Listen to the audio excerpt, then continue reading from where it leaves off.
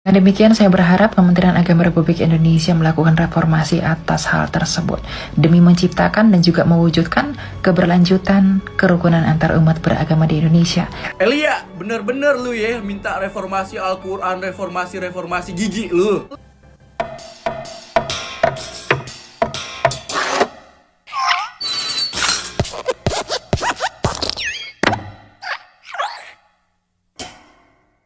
Shalom saudaraku, surat terbuka Elia Miron untuk meminta Kemenak mereformasi tafsir Al-Quran membuat banyak umat Islam menjadi gerah dan juga kepanasan. Di TikTok mereka ramai-ramai para TikToker Islam men-state video Elia tentang reformasi tafsir Al-Quran dan menganggap bahwa Elia sudah membuat kegaduhan. Bahkan banyak yang menghujat dan menyerang Elia mengenai hal ini. Berikut kita akan lihat video Elia yang meminta reformasi tafsir Al-Quran. Dan ketika saya mengunjungi situs Quran Kementerian Agama Republik Indonesia dan tafsirnya, secara khusus pada surah Al-A'raf 157, saya menemukan ayat-ayat Injil yang diambil sedemikian rupa untuk mendukung asumsi teologis berkaitan dengan nubuatan kedatangan Nabi Muhammad. Tentu hal tersebut berpotensi merusak kerukunan antar umat beragama di Indonesia.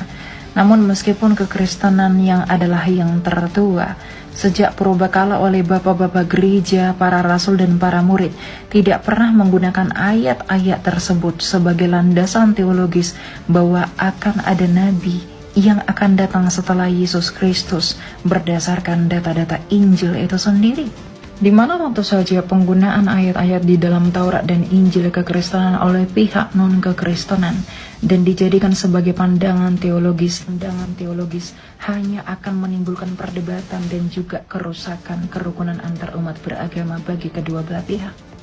Dengan demikian, saya berharap Kementerian Agama Republik Indonesia melakukan reformasi atas hal tersebut demi menciptakan dan juga mewujudkan keberlanjutan kerukunan antar umat beragama di Indonesia. Ya, itulah surat terbuka Elia untuk meminta Kemenak mereformasi tafsirnya terhadap Al-Quran yang menyematkan ayat-ayat Injil Kristen di dalamnya. Tentu saja ini lucu ya, bagaimana mungkin kitab suci Al-Quran milik agama Islam, tetapi di dalamnya memakai ayat-ayat yang terdapat di dalam kitab suci Injilnya orang-orang Kristen. Dan ini dipakai untuk mendukung penafsiran Al-Quran. Harusnya kan masing-masing kitab suci itu berdiri secara sendiri-sendiri. Nggak boleh dicampur aduk meski di dalam tafsirannya sekalipun.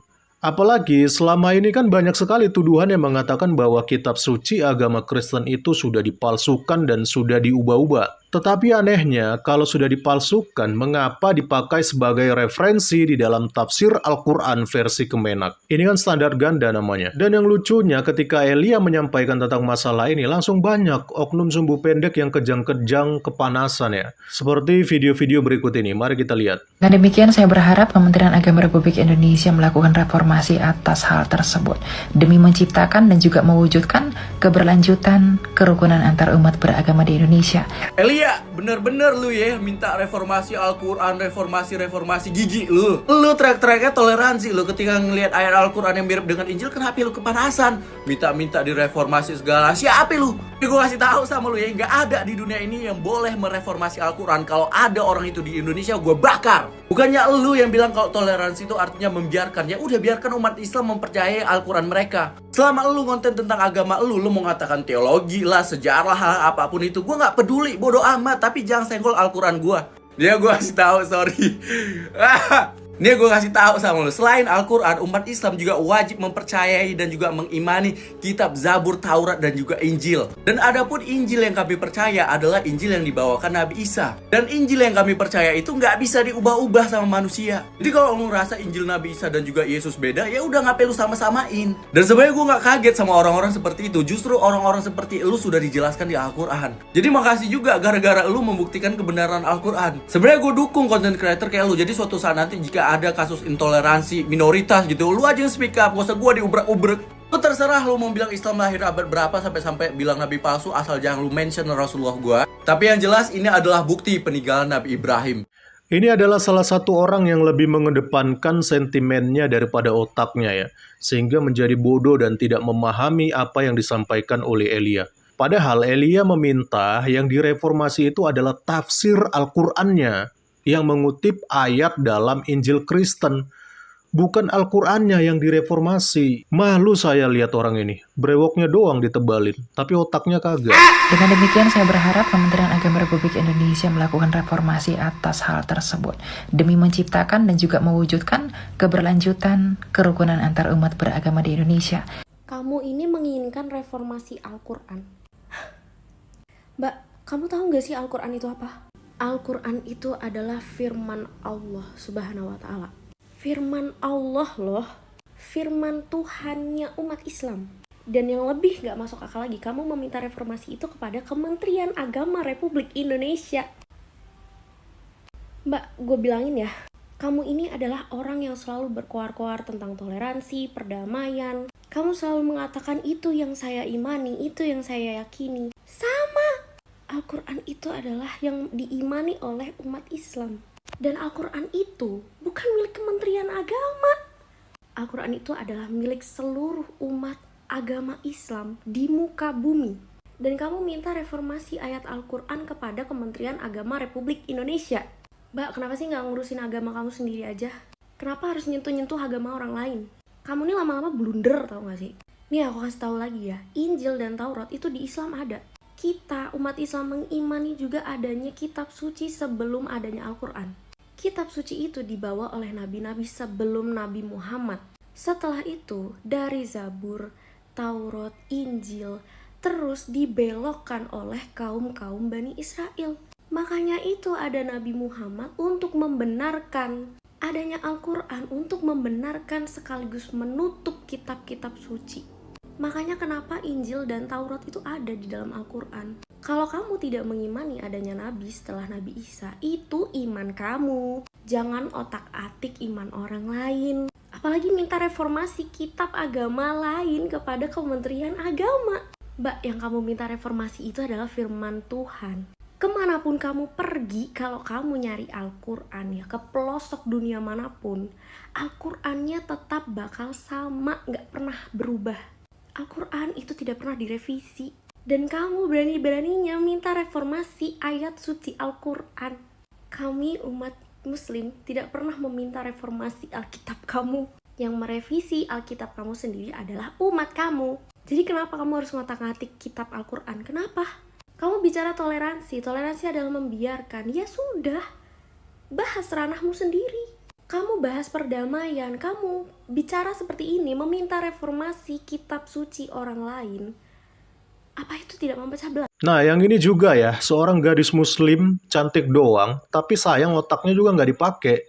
Dia juga sama sekali tidak bisa memahami apa yang disampaikan oleh Elia, padahal disampaikan dengan begitu jelas. Dan dia menuduh Elia meminta mereformasi Al-Quran, padahal sekali lagi yang diminta Elia untuk direformasi adalah tafsirnya, yaitu tafsir Kemenak, bukan surat-surat dalam Qurannya. Mbak, daripada ngurusin Elia, mending joget pargoy aja lah di TikTok. Ya, daripada sok-sokan bahas agama tapi blunder. Sebenarnya masih banyak lagi ya para TikToker Islam yang seperti ini. Jadi ya begitu, rata-rata mereka ini menyerang Elia di TikTok dengan kemampuan nalar mereka yang sudah terlebih dulu tertutup oleh sentimen, sehingga akhirnya tidak bisa digunakan dengan baik nalarnya. Tetapi ternyata syukurlah tidak semua umat Islam yang seperti itu ya. Akhirnya ada juga yang mengerti apa yang disampaikan oleh Elia ini kepada Kemenak. Dan mereka ini justru orang-orang yang selama ini sering berpolemikus menyerang kekristenan di TikTok.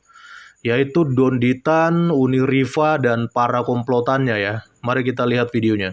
Elia itu kan di sebuah videonya di TikTok itu kan menuntut atau membuat atau mengirim surat terbuka kepada Kementerian Agama Republik Indonesia untuk tidak mengutip-ngutip ayat Bible di dalam tafsir Quran.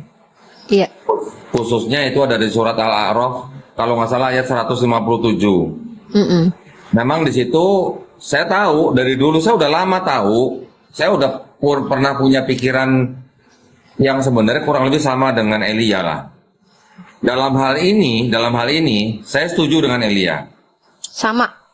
Ya, karena kita sebagai umat Islam sudah tahu dan yakin bahwa Taurat, Zabur, Injil yang disebutkan di dalam Quran itu bukan Bible-nya Yahudi, bukan Bible-nya Kristen. Jadi kenapa menafsirkan Quran menggunakan ayat-ayat mereka? Itu saya setuju. Nah, berdasarkan itu, videonya Elia itu sudah saya kirim ke MUI. Ya, saya kirim ke MUI dan saya minta difasilitasi. Kalau bisa saya ketemulah sama stafnya Kemenak bagian tafsir gitu. Ya. Saya pengen ngobrol gitu. Itu tanggapan dari saya ya. Jadi sudah jelas ya teman-teman, Dunditan dan komplotannya sendiri juga sudah mengakui bahwa apa yang disampaikan oleh Elia itu benar adanya.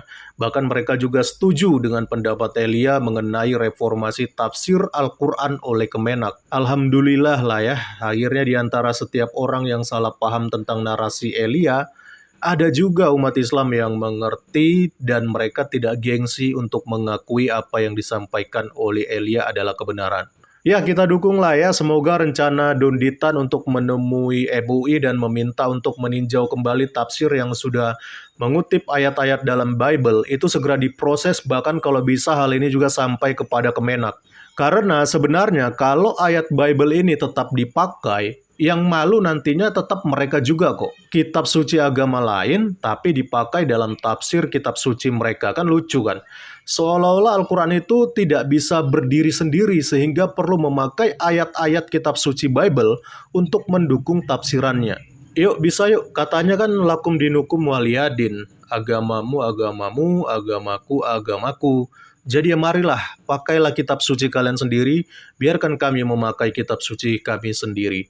Salam kritis, Tuhan Yesus memberkati. Salam.